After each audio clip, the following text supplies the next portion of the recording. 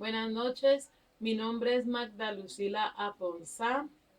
Estoy escrita en Regencia y Farmacia en la sede de Santander de Quilichao. Pertenezco al grupo 15. Como ya está que se cierra el producto final, voy a hacer un video explicando los contenidos 1 y contenidos 2. En el contenido 1 vemos sobre el primer respondiente. El primer respondiente nos habla de la bioseguridad y asepsia. Recordemos que nosotros, siempre que vamos a prestar un primer auxilio, debemos tener bioseguridad. No debemos olvidar cómo despejamos el área y cómo vamos a practicar los primeros auxilios. El segundo punto es generalidades del primer respondiente. El tercer punto vimos qué hacer y qué no hacer en situaciones específicas como primer respondiente para no cometer errores, prestar los primeros auxilios. El tercer punto fue la ejecución de procedimientos básicos como primer respondiente.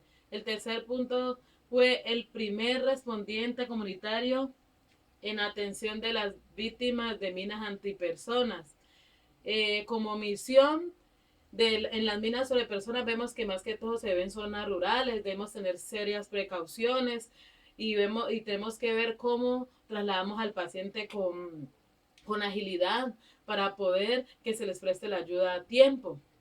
En la segunda unidad vimos las guías básicas de atención médica prehospitalaria, en la cual vimos la clasificación de pacientes. En el segundo punto vimos la reanimación cardiopulmonar, en la cual nos exigen que debemos tener un desfibrilador, que en la cual debe estar en todo sitio, que hoy en día en varios sitios los tenemos para poder empezar a hacer la reanimación cardiopulmonar. El tercer punto que vimos fue la inmovilización y transporte de pacientes. Recordemos que en la inmovilización vimos el vendaje circular, el vendaje espiral, el vendaje recurrente. También recordemos que en el traslado de paciente debemos ver cómo debemos despejar el área, cómo debemos hacer bien las cosas para poder prestar un buen primer auxilio. En el tercer punto vimos la inmovilización de pacientes, cómo trasladamos a los pacientes, qué punto debemos tener en cuenta y qué no debemos hacer. En el cuarto punto vemos las picaduras y mordeduras. Hablaba cuando una serpiente es peligrosa, cómo podríamos ayudar al paciente, cuáles serían los peligros, en la cual debemos agilizar el traslado a una zona hospitalaria pronto para poder actuar con el antídoto pronto, que es con el suero antiofídico, que ya vemos que eso solo lo aplican en zonas intrahospitalarias.